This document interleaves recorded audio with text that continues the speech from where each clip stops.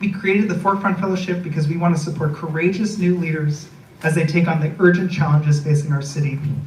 We believe designers, developers, and civic leaders of all kinds have a responsibility to put in the work to address injustice in the way we built our city. But what I love most about the forum is this: every time we get together, we have a room full of enthusiasts, of zealots, of nerds who love this city and are willing to get weedsy to make it better. I think you're gonna all help me prove that for a second. Right now, time-honored Forefront tradition, I need everyone in the room to applaud raucously if you care about garbage.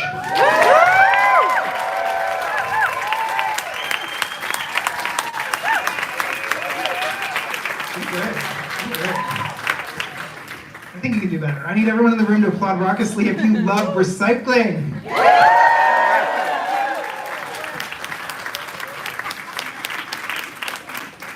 This is tacky, I know. I need everyone in the room to applaud raucously if you just can't wait for mandatory composting.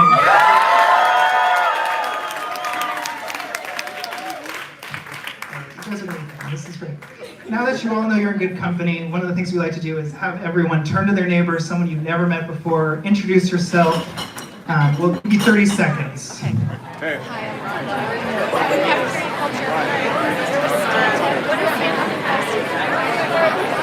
okay, I'll tell you first. We're an environmental education organization. We teach engagement, media, and about the climate crisis to students, and then they do something about it. They testify at city council hearings, they change laws, they change policy, using their data. All right. Thank you, everybody. Thank you. We're gonna have more of our drinks later, I promise.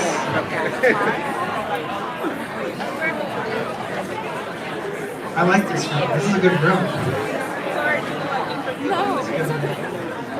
All right. So tonight our discussion centers on the challenge of achieving zero waste and building a cleaner, healthier, and more resilient city. We were so grateful to partner with the Department of Sanitation to support their efforts to contain and containerize our waste. I want to thank a few folks for their partnership on this project, especially Carmelo, Victoria, who's had car trouble, Jen McDonald, and Greg Anderson, who's here as well. And I'm even more grateful to the 25 Forefront Fellows you're going to hear tonight. They're designers, planners, advocates, policymakers, artists, and organizers. I've had the great privilege of traveling with them throughout the boroughs to interview supers, tenants, landlords, and consider how we can build a cleaner city.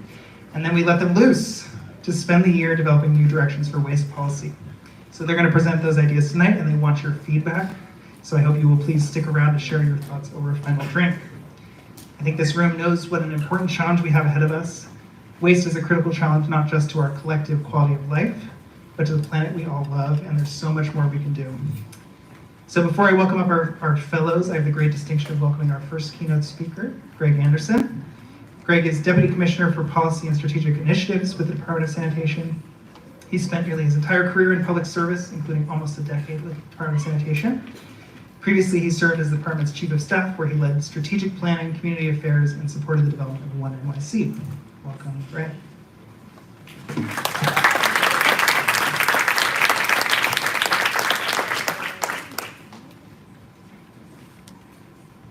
Thank you, Dan.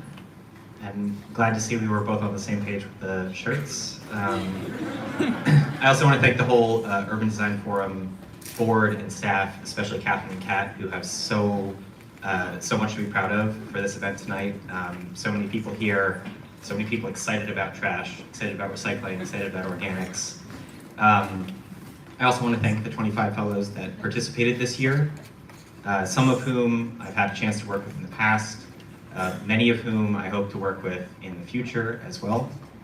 I want to thank Chair Nurse and NL, who I run into all the time, these kinds of things, but Chair Nurse really has been a leader in this space for such a long time, and I think is a great example of what a career can look like in this space, starting out as an advocate and an organizer, becoming a council member, and also the chair of the Committee on Sanitation and Solid Waste Management. And I think really, someone that all of us should look up to. And of course, she couldn't do her job without it. I also want to call out, I know Dan mentioned a few of them, but a few of our sanitation department employees who are here today. In part because I think civil servants don't get enough credit, and in part because I know many of you will have questions after this, and you can go to people other than me. So first, and just raise your hand when I say your name, and if I forget anyone, I apologize, but Carmelo here. Carmelo, among other things, is currently leading our waste characterization study, which is a sort of really groundbreaking effort. The largest waste characterization study we've done in almost 20 years, and really gives us an understanding of what's in our waste. Jen McDonald, where are you, Jen? Oh, all the way in the back. Oh, right there. Jen is leading the planning effort for our next solid waste management plan in 2026. So she has a lot of work ahead of her over the next few years. Rain Reel is in the back, right there. Rain is the mastermind behind our Clean Curbs program. Marguerite Manella, where's she? Right there in the back row. Marguerite came out of the New York City Compost Project and managed that for a while, and now is overseeing the expansion of our Staten Island compost facility. And then two other folks who aren't sanitation employees, but are sanitation related. Stolen in the back with the hair. He's our current public artist in residence. And then Colin Kelly in the back next to Rain. Not an employee, but Colin is the designer of our new litter baskets, which are coming out this summer. So look for them on a street corner near you. And so that's who's here from sanitation. So many other people that we work with on a regular basis are here, and so excited for you all to be part of this. So waste, I think we a lot of times we think about waste in isolation. It is a problem to be solved. It is a thing that exists. But waste really is the result of every single decision that we make every single day. So every product we design, every building we build, every item we buy, every meal we cook or order has the potential to create waste. And almost every decision does create waste in some way, shape, or form. It could be waste today, could be waste tomorrow, could be waste 10 years from now, could be waste 100 years from now. But every decision we make has a relationship to waste. I think that's one of the most important things that I know this group really has thought about, is how the decisions we make up and down the value chain, up and down the supply chain, up and down the geographies of New York City can have an impact on waste. And I'm so excited to have a group of practitioners, designers, policymakers, and planners, and doers, most importantly, here to talk about this issue tonight. So I just want to talk about a few things that we are doing at the Department of Sanitation to address waste issues. Not going to be comprehensive in any way, so if I don't mention a topic that's close to you, it's not because it's not important to us, and I only have 10 minutes. First and foremost, I think many people noticed during the pandemic that the city got noticeably dirtier. Why did this happen? A few reasons. One, tremendous budget cuts at the Department of Sanitation that were really, really hard for us to take, but we had to do our part. Two, a lot more people using public space at a time when we had fewer resources to properly care for it, and that goes for not only our streets and sidewalks, but our parks and other spaces. And three, I think there was sort of a disconnection between New Yorkers and the city, where people, I think, they retreated into their homes, they retreated into themselves, and lost that sort of pride for the city they live in. What we're doing here at Sanitation now, we are doubling down on our investments in our public spaces. We have the highest levels of litter basket service we've had in history. We are also, it's exciting. It's not zero waste, but it's an important part of our city's quality of life. We've restored alternate site parking, which people hate, but I love. We're cleaning the city's highways, we're cleaning up graffiti. We're doing lots of things to really take on the trash and litter issues in New York City. we're also rethinking the way that waste and our public spaces interact. So the first step of this was, in April of this year, we changed the set-out times for trash. It sounds really boring and bureaucratic, but it's crazy to think that New York City, for a very long time, let residents set their trash out on the curb in plastic bags at 4 p.m. No other city in the country or in the world that we can find let people put their trash in bags on the curb so early. So we changed it.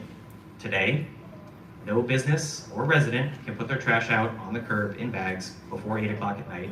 If you want to put it out earlier, you can, in a container with a lid. I think it's made a tremendous impact on how our sidewalks look and feel. If you go outside right now, it's 6:46 p.m. You go outside right now, you shouldn't see a single black bag on the curb. You might see some containers with lids, hopefully neat and orderly, but you won't see any black bags. To build on that, last month we released our containerization report, the result of a 6-month effort led by department staff to really look at how can waste containerization be feasible in New York City. So we looked at other places around the world. We looked at Barcelona, which everyone always says, oh, why can't you just be like Barcelona? Well, it's hard. We did a really robust data analysis of where is waste being generated, where is space available, what would containers look like, what kind of trucks do we need to be able to pick up that waste. And if you haven't read the report, I encourage you to read it. It's called The Future of Trash. It's on our website.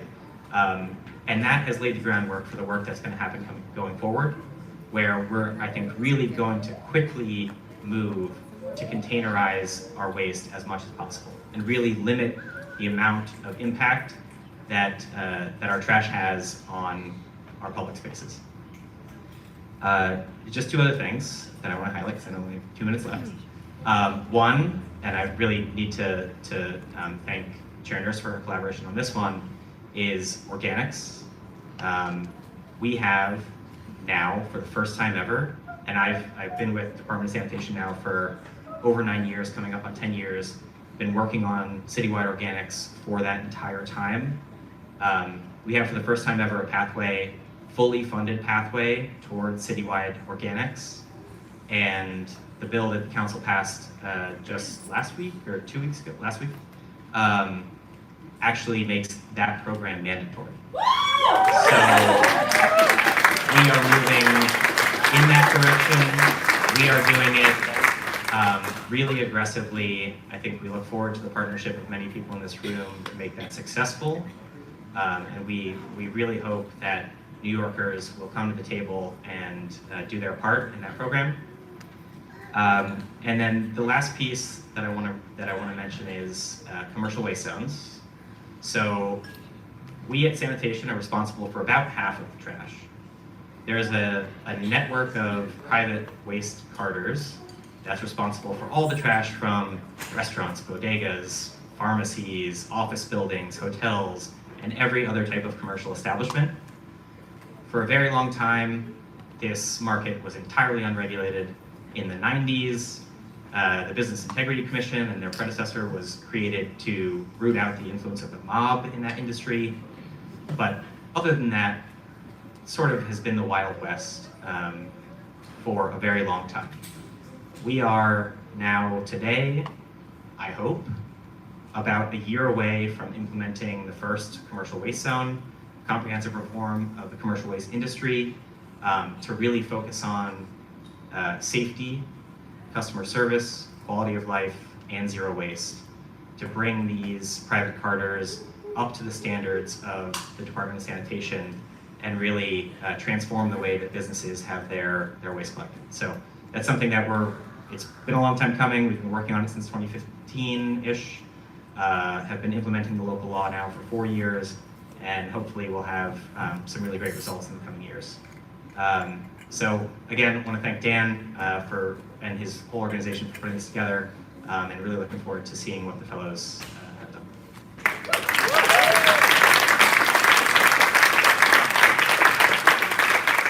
Thank you, Greg.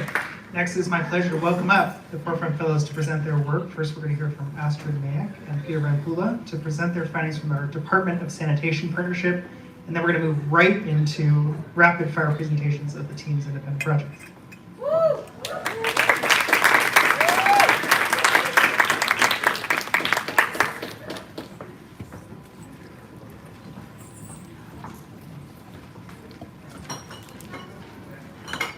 New Yorkers want a cleaner city, and we need new approaches to waste. We need new loops. New Loops is a call for a healthier and cleaner circular waste system that promotes care and collaboration in every building, block, and neighborhood in our city. I'm Astrid Mayak. And I'm Peter Ampula. And last fall, our cohort of 25 passionate emerging leaders explored the challenges and opportunities for solid waste management in multifamily residential buildings in order to improve public spaces.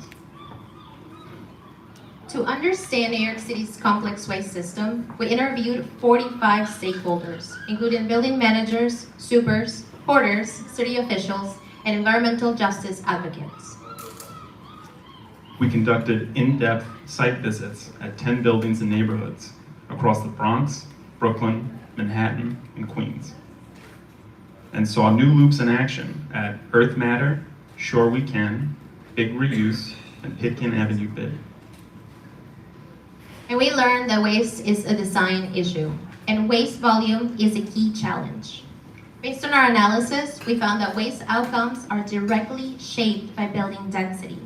And while New York City buildings exist on a spectrum, we focus on these 4 types. In a small 6 to 19 unit building, for example, you'll see a simple circuit from your apartment to the ground floor. In a 20 to 49 unit building, you'll typically find an elevator to move waste. In a 50 to 99 unit building, you'll need other vertical circulation tools like a trash chute, as well as space and staff to sort and store the waste before collection. In a 100+ unit building, you'll likely find all the elements previously mentioned, but the waste circuit may be more complex.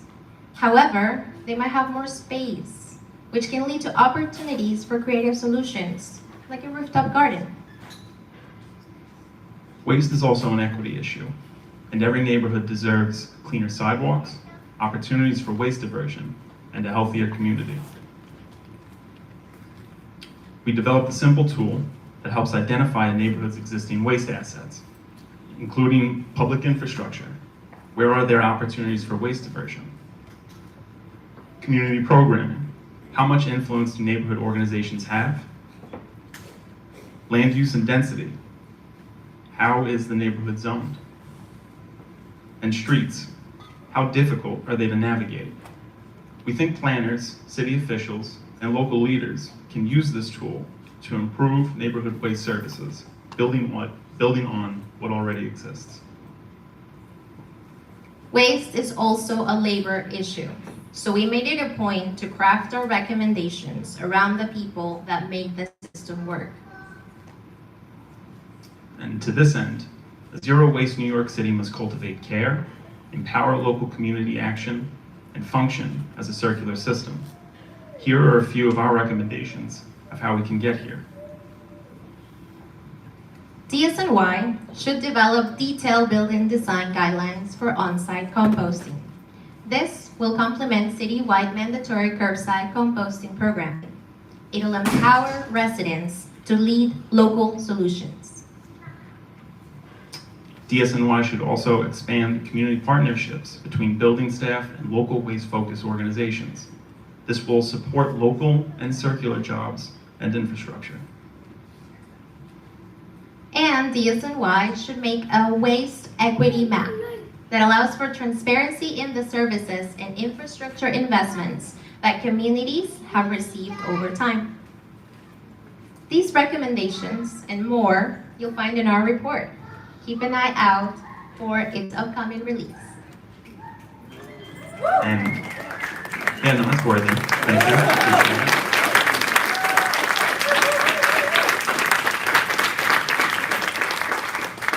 keeping with that same enthusiasm, we want to extend a big thank you to all the fantastic stakeholders who helped us develop this research, many of whom are here with us today.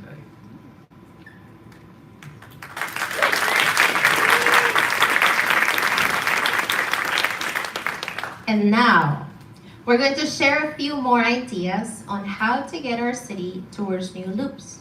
Thank you.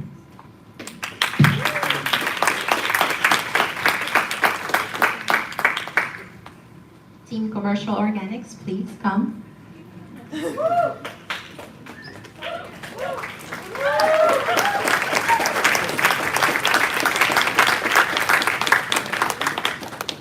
Welcome, everybody. Thank you so much for being here today, this evening. We are Team Commercial Organics, and we present to you the Food Waste Hub. We are a diverse group of multidisciplinary professionals representing different agencies, businesses, and institutions. We came together because we wanted to focus on a very specific waste issue within New York City that actually had tangible, sustainable, market-based solutions. And the reason why I pause, honestly, is because when we think about sustainability and zero waste, it usually is one of those things that's very greenwashing, but that's not what we wanted to do.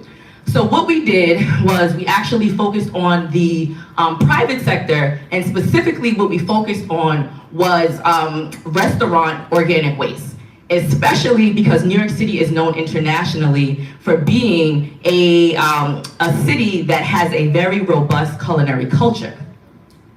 So I invite all of you, really quickly with me, just close your eyes. Just close your eyes, don't be afraid. Dream with me. Think about the last time that you actually were at a restaurant. What did your plate look like when you were done? Was it zero waste? Was it a to-go plate? So got some laughs there, right? Was it a wrap buffet? Here is actually a snapshot of some of our team's organic waste.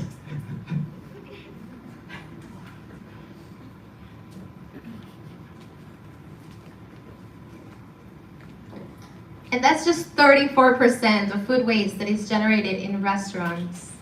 21% comes from spoilage. That's before it even makes it out to consumers.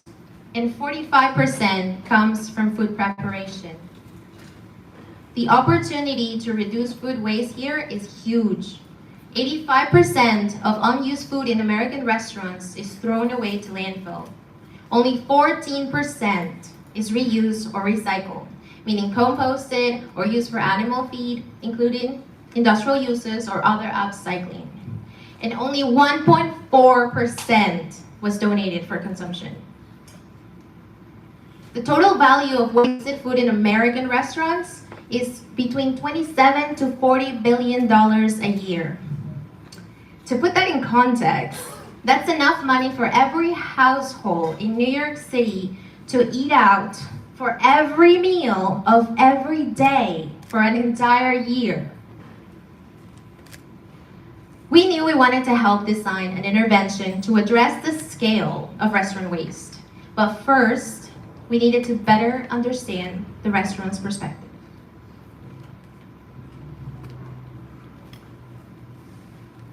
We engage a variety of stakeholders in the food industry to just get a sense of what it would take to reduce the amount of food going into landfill. We targeted restaurant owners and managers. We also spoke with haulers, microhaulers, DSNY, and other organizations. From these conversations, we learned that restaurants have an interest in reducing their own waste and being more sustainable. But we also learned some challenges that they face, including that they simply just don't know where to start, and they think that being more sustainable will negatively impact their bottom line. So we decided to develop the Food Waste Hub. Food Waste Hub is going to be a website that's easy to use that will provide restaurants with different solutions and resources to help address some of those challenges to make them more sustainable. And we designed the Food Waste Hub, as you'll see in our table later, around the principles of the EPA's food recovery hierarchy pyramid. So the resources and solutions that the Food Waste Hub will provide really start with mitigation of food waste production, then reuse and recycling, compost, nothing to do with landfill. We recognize that the food industry in New York City is extraordinarily diverse with different constraints spatially and operationally. So the Food Waste Hub will provide resources and solutions that are tailored to those needs based on however you put it into our website. And ultimately, the goals would be that they will help save money as well as reach their sustainability goals of reducing waste production and as well as diverting the rest from landfill.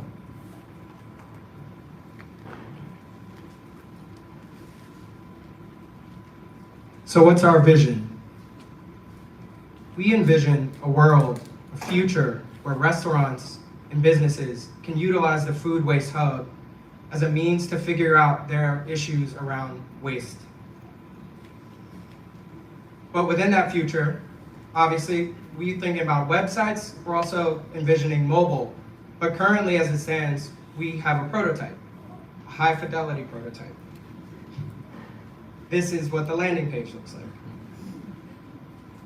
As the user clicks from the landing page, they arrive at a home screen that immediately highlights analytics around this. And the big importance of highlighting this early on is to let them know that they are not the only ones suffering with this issue. Food waste is a global concern. They are not alone. As they scroll down, they'll arrive at the opportunity to take a questionnaire. And what this questionnaire really is getting at is helping them figure out a solution that's going to be tailored for their specific business issues.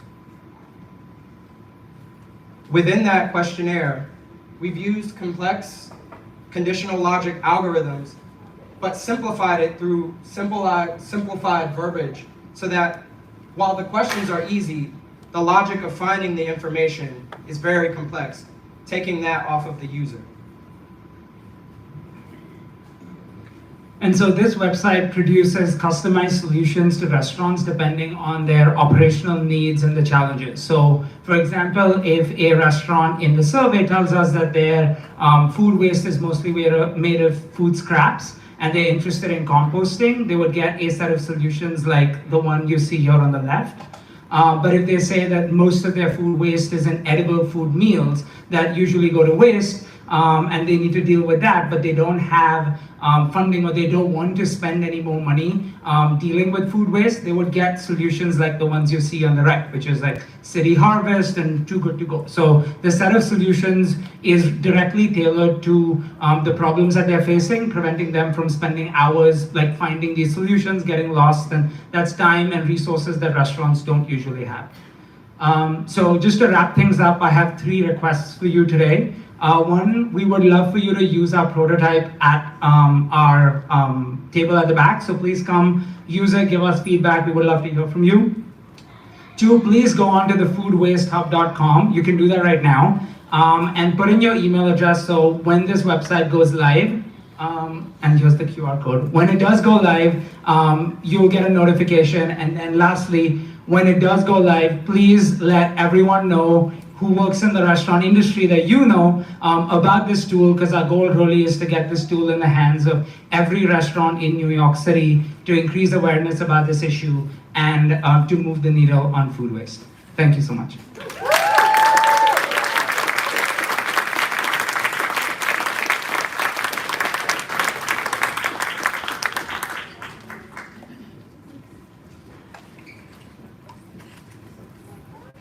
So we're going to dive right into the next presentation.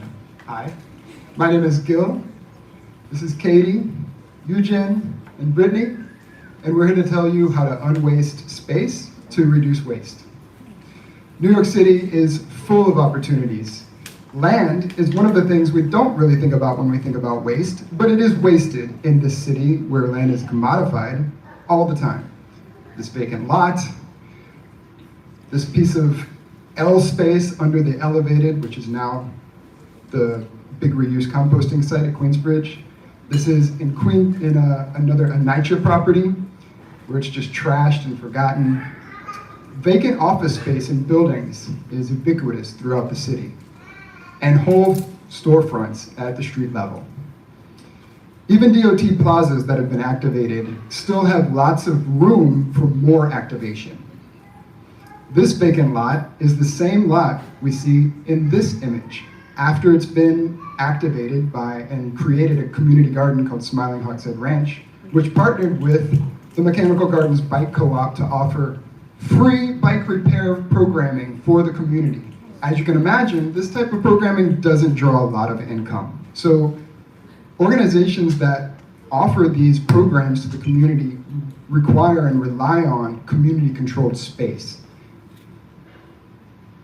Our vision is to make space available for people and organizations to provide 5R programming. You might wonder what 5R is. Well, it's reducing of waste, taking it from the waste stream before it's even considered waste.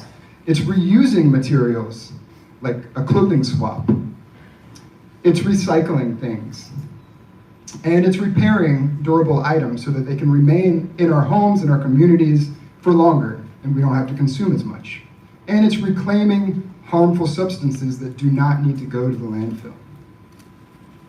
New York City residents produce 20,000 tons of waste, 12,000 tons of waste every day. This waste is collected by DSNY, it's incinerated, it's put in landfills, some of it is recycled. DSNY has a waste containerization study right now, which is really great, looking at the quality of life issue of hiding the waste. But we want to focus on actually reducing that amount of waste. While DSNY does a great job of removing and recycling waste that we put out to the curb, we know that if we provide more opportunities to collect these materials, to refurbish them, to repair them, organics alone can reduce the amount of waste that we send to landfills by 1/3. And as mentioned earlier, City Council did pass the CORE Act, which will require that there are multiple locations in every single community district in New York City to collect materials that are not waste, resources. But we don't know exactly where those places are going to be in each community district. Right, so we need space to have these recycling spaces in each community district. And we actually think that BIDs, or business improvement districts, are poised to really capitalize on this dilemma presented by this bill and to really allow for these spaces to exist and to enable 5R programming at the same time. So business improvement districts, or BIDs, for those who don't know, are geographical spaces throughout the city that are stewarded by local stakeholders and provide services that are above and beyond what the city typically does. They have access to resources and they can fundraise as well. They create vibrant spaces for their neighbors and constituents, as well as provide sanitation services. And they spend more than 50% of their budget every year on sanitation, public events, and marketing. So they're really poised to benefit from activating underused space and to 5R programming. They also have unique relationships with business owners, private entities, and public entities and residents. And we really want to leverage that relationship to demonstrate the value that everyone can get out of having 5R programming in underutilized spaces and BIDs. So these spaces that I showed earlier are vacant spaces in the Pitkin Avenue BID in Brownsville. We're working with the executive director there to host a demonstration later this year of showcasing the value in doing 5R programming in underused space. So we invite you all to come and sign up for more information and stay tuned on UDF to hear about when we're doing this. But we think that we really want to showcase the value that we can get from doing this. So some values for BID directors is that it creates a buzz and people come to the BID to go to this event and really see the benefit and get more sanitation services out of it. Property owners get more foot traffic and more opportunities to lease their spaces that are being used. And residents can learn new skills, they can get more life out of their things or get new things from the event, and they can enjoy the community that 5R programming really enables.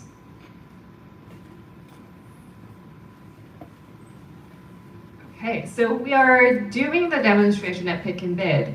but we also wanted to document that this is actually possible in any other bids in New York City, because there are 76 of them. So we made a good old booklet. This booklet is a graphic guide that shows that reclaiming of underutilized space through 5R programming is completely doable, and it also illustrates how you can get there. So it essentially illustrates the types of spaces, people, and different types of programming, and it tells you how they're all connected. So who here has ever wanted to host a clothing swap? Raise your hand. Okay.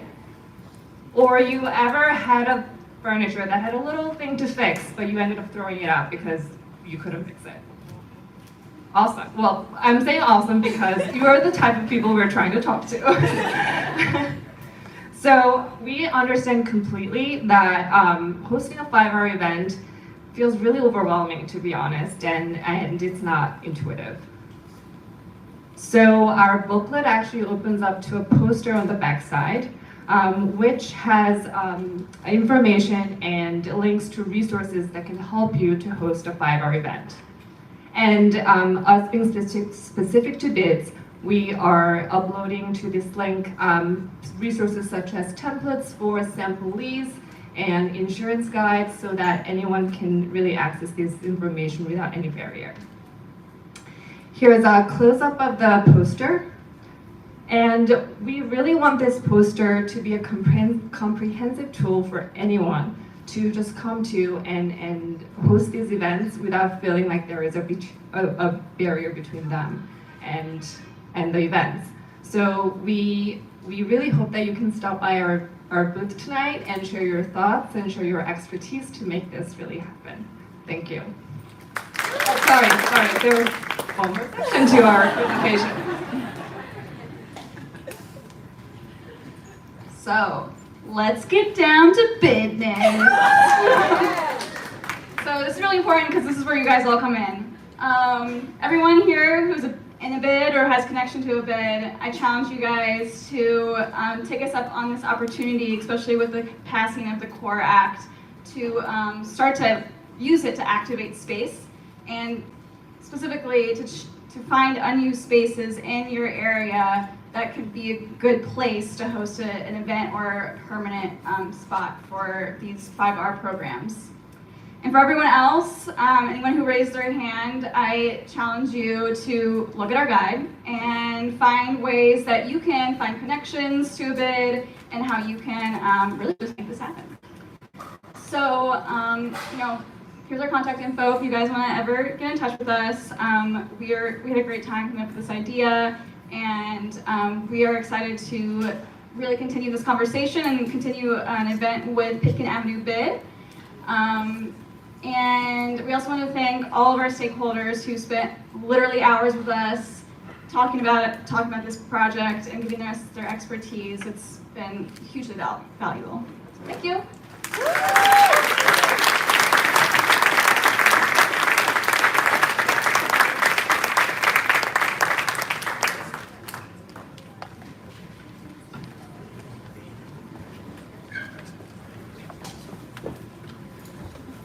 Okay, let's have everybody say this together. More jobs. Less waste. More jobs. Less waste. Beautiful, awesome. This is our team, and we are made up of designers, architects, programmers, policymakers, and our focus was more jobs and less waste. So everybody knows what we're doing today. We're going to present to you something called Waste to Wealth. And Waste to Wealth is an educational zine accompanied by a community resource guide that's going to help us foster new connections, specifically in a creative, a colorful, and user-friendly way. I know some of y'all might have gotten materials in your mail that you're like, I don't know how to read this, right? Maybe? Okay, so this is going to be specific to helping that issue.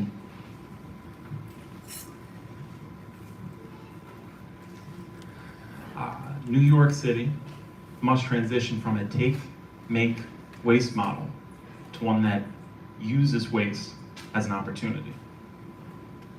However, we recognize that there's a lack of access to knowledge about how waste can create jobs. While there's great work being done, by local heroes filling in the infrastructure gaps. There's little education that actually tells that story. We worked in Brownsville, Brooklyn, where local heroes are the characters bringing that story to life. We worked with several people. Some of them are lucky enough to be here today, and we're lucky to have you. We worked with Tiara Mack, Executive Director of the Pitkin Bid. Ever heard of it? And visionary behind our Waste to Wealth project. We heard from Tiara that businesses are looking for solutions to the new compost regulations, and this is a tool to help that come to life. We conducted interviews in a ride-along style with Pedro Ponte, who's also in the audience today. Thank you, Pedro. Okay. Longtime Brownsville resident and employed by the Bids clean team to keep the neighborhood streets and public spaces cared for. We also visited the site of Domingo Morales and Aquila Lucius of Compost Power, also in the audience tonight, who run a farm site at NYCHA's Howard Houses, also in the area, composting local food scraps and providing residents with produce. We learned that one person's vision can provide opportunity for many. Their efforts are supported also by Green City Force, which trains young people to support these roles and step into the circular economy.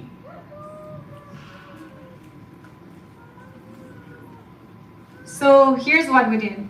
We used storytelling in the shape of this bucket-sized magazine, illustrated by Brooklyn-based artist Angel Garcia. This scene promotes Brownsville's Waste to Wealth story, in which the Pitkin Avenue Bid is partnering with Compost Power to move food waste from small businesses to their site at Howard's Houses, saving money, reducing trash, and creating jobs.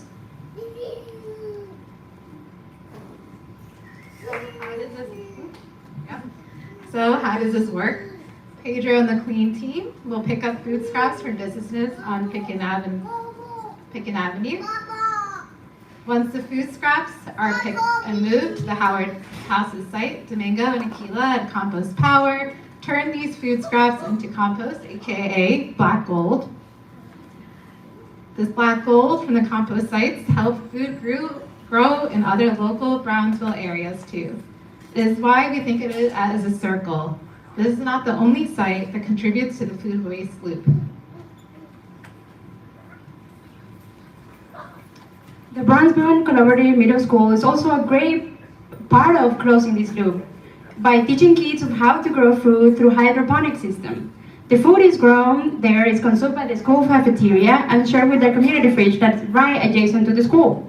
Whenever the food is not consumed, they emphasize the importance of compost to ensure not food goes to waste.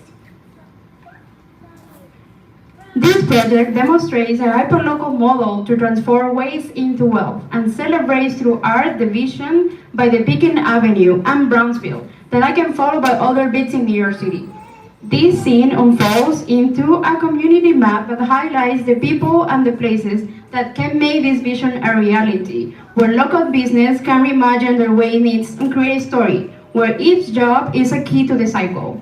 We need to be uncomfortable from one another to sustain a greener future.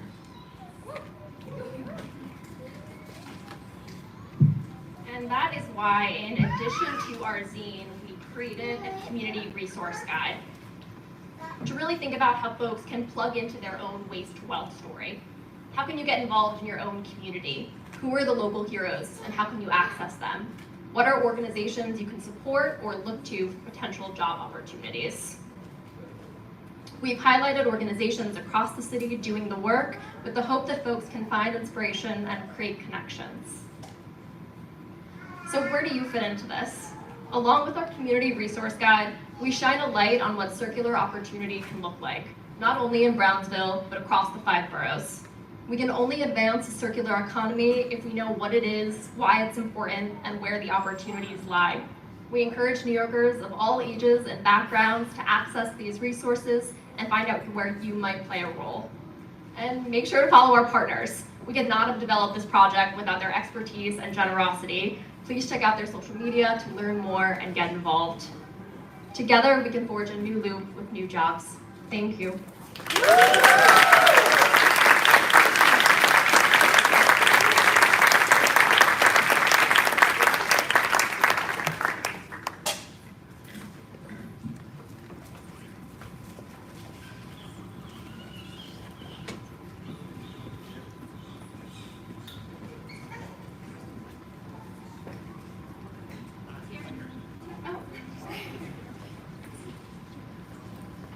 Good evening. We're so excited to present our project, Local Organics Loop, to you all tonight. Our team of urban designers and sustainability specialists came together through a shared passion for the public realm and community composting. Historically, organics collection and processing in New York City has been powered by the people and has always been a community affair. Community composting is about creating resources locally for local use.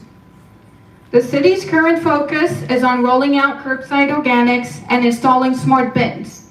These initiatives seem to discount the robust network and knowledge of community composters. But we got some great news. Thank you, Sandy Nurse. The City Council passed zero waste bills to mandate residential organics curbside collection and established 30 organics drop-off sites throughout the city, all by the end of next year. So what's DSNY's plan is to put brown bins on every residential building, put a new set of trucks in our streets, send those materials to 2 large facilities or even out of the city and convert it mostly into energy through anaerobic digestion. And what has been happening in New York City since 2012? There's weekly drop-off sites in farmers market. We've been taking our food scraps. Community groups have been taking it to local processing sites, and that compost has come back to the community and to the community gardens. So what's the role of these people in the new scheme that the city is proposing? We think that now it's a historic moment to really redirect investment to a new infrastructure that puts technology and circularity in the center and the public realm too, to reduce emissions that the DSNY plan will increase, and also to really make New Yorkers excited about composting through engagement and education. And our idea is to create a hub where you can drop off your food scrap 24 hours next to your house and also learn about composting, where microhaulers can go and get the materials to local processing sites in the proximity and bring back that compost into the hub, and people can pick it back and feel engaged and value the material back.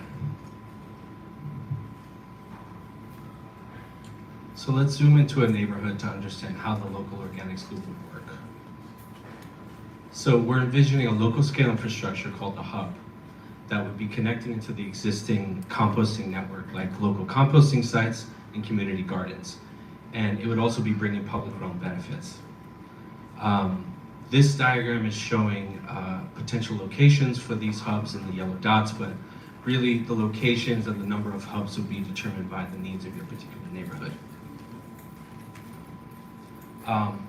So people would, they would be located in convenient locations for people to drop off their organic waste. And then from that point, microhaulers could pick up the waste from the hubs and bring them to local composting sites. So after the waste is processed, that compost would be redistributed back to the neighborhood through the hubs. And so this compost can be reused by the neighborhood for local gardens, for public parks and street tree pits. And so this is how we're imagining closing this loop locally. So we know you're dying to know, what is the hub, right?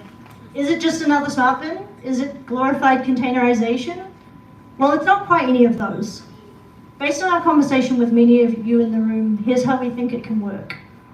The hub would provide an accessible food scraps drop-off site for residents and a pickup site for haulers. Between these, there would be pre-processing on-site, such as dewatering and shredding, which greatly reduces the amount that then needs to be transported to local composters. The hub would also provide a space to connect people to the composting process through on-site education and outreach on the one hand, and a place where residents can actually pick up compost and take it home. And then there'd be other amenities like shade and seating, which would really make this a place of exchange for public benefit. What we're really excited about, though, is bringing together the composting system with the public amenity and participation. And we believe that it's bringing these two things together in the public realm, which is really going to change the landscape of composting in New York City and close the loop locally. So here's a quick look at what some of those programs could look like. Again, a mix of compost-specific technology, drop-offs, pickups, and then a range of public amenities, some of which I've shown here, but the options are really endless. And here's a couple of ideas of what these hubs might look like in different configurations. So on the left, a large hub that integrates a lot of different public amenity, and on the right, a smaller hub that might be really just focused on the composting uses. So we understand that every neighborhood in New York is unique and every community composts differently. So it's really important that these hubs are reflective of the needs and the desires of the communities in which they are placed. So we've been thinking a lot about how could we do comprehensive outreach and engagement to really engage the public, to engage composters, to really inform what this hub could be. So as part of what you'll see at our booth this evening, we've developed a public outreach and engagement tool that could be used in different communities. It's multilingual, Spanish, Cantonese, where you can come and give your thoughts and input on what the hub might be, from public space programming to pre-processing support. Now, zooming in, we want to take a look at what this hub might look like within the public realm. So here we see a mixed-use commercial street along Westchester Avenue in the Bronx. But with the hub integrated within the streetscape, we're bringing visibility to businesses that are otherwise underneath this elevated infrastructure. We're seeing different programs, different places for seating, shade. And then taking a different look, if we move south towards Brooklyn, on McDonough Street in Bed-Stuy, a little bit quieter, adjacent to Public Park. But here we see a different configuration of the hub. It has a community garden for residents in the neighborhood. It has areas for drop-off and for pickup of compost, but really, again, providing a space and a place for people to interact, gather, and learn.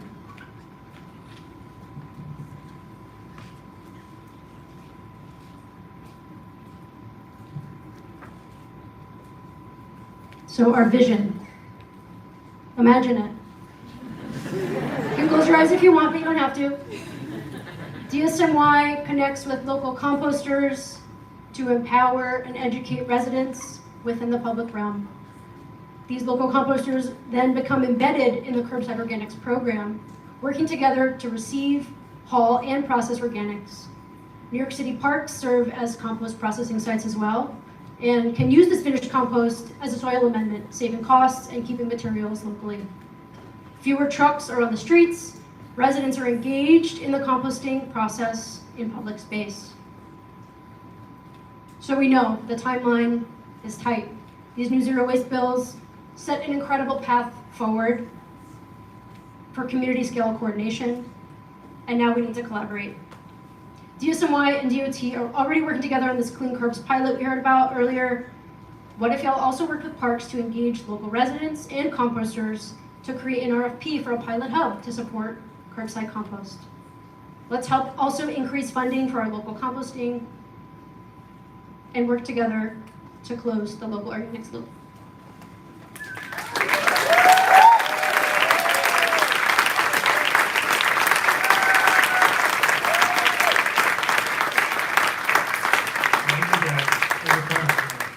All right, let's hear like an even more raucous round of applause for all of our forefront fellows tonight.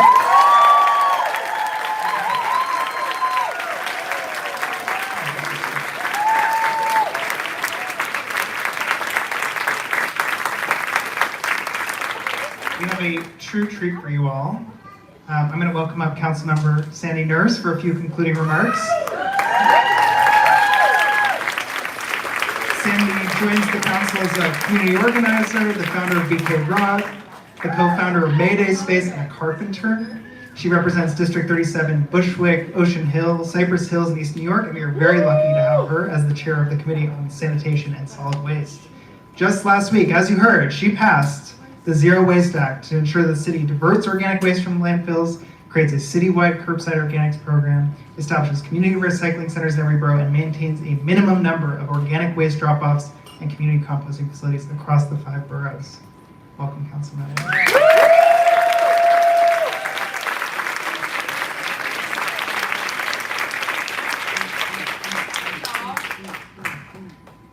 Good evening.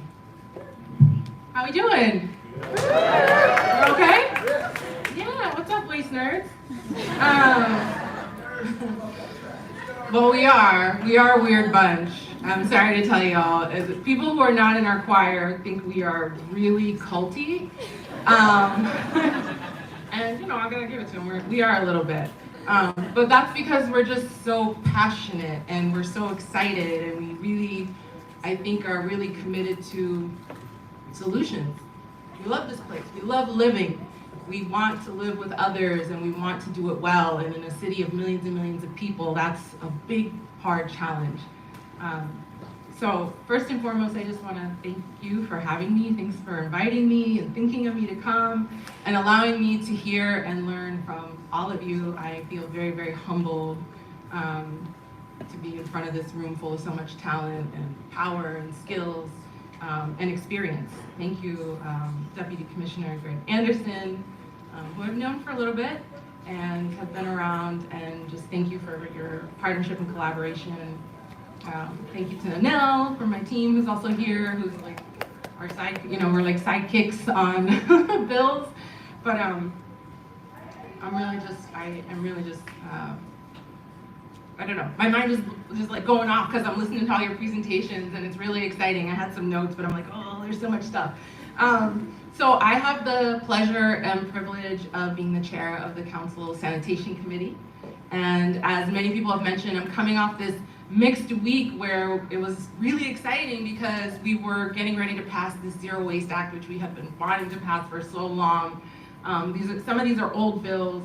And last week, as we were voting them out of committee, it was like that peak hour of the like 2 p.m. period of the day where everyone was sharing these orange sky photos. And, you know, so it was just this bittersweet, surreal moment of like, oh, this is so exciting. We're about to pass this really ambitious package and people might say it's undoable and this is not productive and oh, this is the activists and we have to be serious and pragmatic. And I'm like, what is pragmatism? Like, what is pragmatism when we are facing the crises that we're facing? What is pragmatism in a week of wildfires, you know, shutting down our city, threatening our public health? You know, what's happening in this room is the type of pragmatism we need. It's people who have ideas, who are on the block, who are on the street, who are just like excited to like throw things on the wall and just try it out, and who aren't afraid to try it out. To me, that is the type of practical thinking we need, is just the commitment to not be afraid to try and stumble on our way to trying to achieve a better planet for all of us to live on. So I'm really excited that we got to pass the Zero Waste Act, and I'm feeling very optimistic for the very first time in a very long time. We actually got to go visit the New Town Creek Wastewater Recovery Facility anaerobic digestion demonstration project yesterday. A 10-year project in the making. We need a way cooler name than that. Because New Yorkers are like, well, what are you talking about? And I'm like, it's where the poop goes, and now we're putting food in, and it's gonna have gas, we're gonna plug it into the grid, it's gonna power our homes, we're gonna be a circular economy, and it's gonna be great. It's cool stuff. So, but all that to say, I think between that project coming online after 10 years, these bills, which are older, not fully 10 years, but older, coming online, the Core Act has been coming online for a while, the ambitious and aggressive program that Commissioner Jesse Tisch has rolled out that we've codified in the mandatory curbside program, the commercial waste zones bills that passed a while ago. It feels like a decade ago. It wasn't that long ago.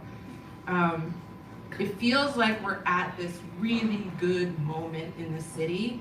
Plus all of the other bills. This is just the waste stuff. We're not even talking about like Local Law 97 and all these other things that are important pieces of legislation that have been pieces of paper that we passed. And now we're in this moment where we actually have to bring them to life in a real way, on a quick timeline, with lots at stake, lots of moving parts, so much complexity, you know, resources, but not all the resources in the world. And it's like a perfect time for you all to be completing this fellowship and having these ideas, because this is exactly when we should be pushing and pushing and pushing, and the tension between scale. Because For those of you who know me, we started a small composting project 10 years ago called BK Rot. That your lead now. But we were like, we want to pick up food scraps in the neighborhood. We don't have a curbside program, and we're gonna get the kids, and they're gonna do it, and people are gonna pay them. And I didn't know how to compost. I was, we're like Googling, like, how do you compost? And we kind of played around and we figured it out. But then we had Domingo. We had Domingo help us. And Domingo came online and was like, y'all don't know what you're doing, let me fix this up. And so we were willing to try, and we tried it out in public space, and like sometimes it was stank because we didn't know what we were doing, and then we got people to help us out. And so, we were committed to trying something out, and the issue is all these ideas are great. These are neighborhood level ideas. This is like super customized to the engagement that you're having at the level, and then we have like millions and millions of people who don't care about what we're talking about in this room, right? Like, we are the super passionate waste nerds. We're the choir. We are like the ones who are like, at the dinner table and party that everyone's like, oh my God, the anaerobic digestion combo. No, but so there are people who are always gonna interact with these neighborhood scale stuff, and they're going to be really excited, and they're going to be very loyal, and they're going to be very committed, and they're going to be champions and ambassadors for the larger conversations too, right? And then we have to deal and reckon with the volume that we're dealing with waste. It never stops. Once it turns on, it never stops. And if you don't have the systems in place and the resources and the programs and the infrastructure, it's a disaster. So I think where you all are coming in, and for those, a lot of you, I looked at the fellows, like, you're working in the city, you're already planners, you're already designers, you know what it is. But this beautiful space of tension between big systems that are needed to take care of everything, and these smaller grassroots efforts, people-centered design approaches that are really going to push the big agencies to make sure we're considering people and how people are interacting with it, and the importance of justice, right? Like, a good waste system is not just about getting it out of sight, getting it out in convenience. It's about justice and equity, and all of us having the same level of service, and nobody's neighborhood being like the neighborhood where all the shit goes, because like some neighborhoods where all the shit goes. So, and it's a delicate dance, and it takes a long time. So all that to say is, I'm feeling really excited, and I think this is a great time. I think New Yorkers are connecting, the bigger climate crisis more than before. This package of bills, I like to keep bragging about it because it's like such an accomplishment. But like a specific bragging point is, all 5 bills had 42 co-sponsors, 42 out of 51. 2 of them, which were considered not, popular with the administration, but passed unanimously. So we had Republicans on our bills, okay? Those are my bills, because I wouldn't talk to them. But 42 bills on every single one, which means, and that's not happened in this council. There's no package that we've passed like that. So this is unprecedented. So our package was the most popular, most supported, which just shows how much New Yorkers want to move into the future in the right way, and we should lean into that, even when it doesn't feel practical, even when we're the weirdo at the dinner table, just like hammering people about stuff that they do not want to talk about. Talking about myself. But, we should leave this room tonight, inspired by each other's talent and skill sets and commitment and passion to really push the boundary, because we can do this, because people want us to do this. They're telling us to do this. They don't have the time to figure it out. We're here like trying to figure it out. We're the ones committed to it, so let's keep going. And obviously let's keep bringing people into the fold. But I'm blown away by all these ideas. I want to come see all the when you go do the, bring it to life. I want to go to the Pickin, Avid.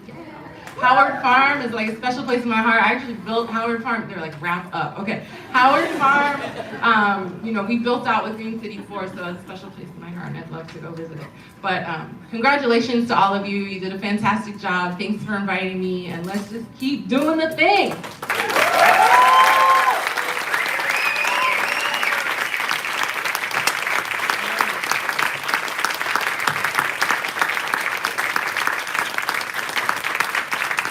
Thanks, everybody. So I want you to stick around. Our fellows are going to be posted around the room. They want to talk to you about this work. If you know anyone who wants to join our next class of Forefront Fellows, we're minutes away from recruiting our next cohort, Free to Grow, on youth, culture, and public space. So check out urbandesignforum.org next week for more. If you have a glass still, let's raise it to the Forefront Fellows. You may not have a glass still, but you're empty. A compostable cup, please. Congratulations, don't stop here. Be courageous in building the city we all want to see. And last thing, I'm instructed I need to embarrass one of our fellows whose birthday it is today. Dior, can you please come out? Where's Dior? Dior, come up here. We're gonna embarrass you with some cupcakes. All right, I am not gonna sing into this microphone. You don't want to hear that. But will you all join me in a very jaunty round of happy birthday?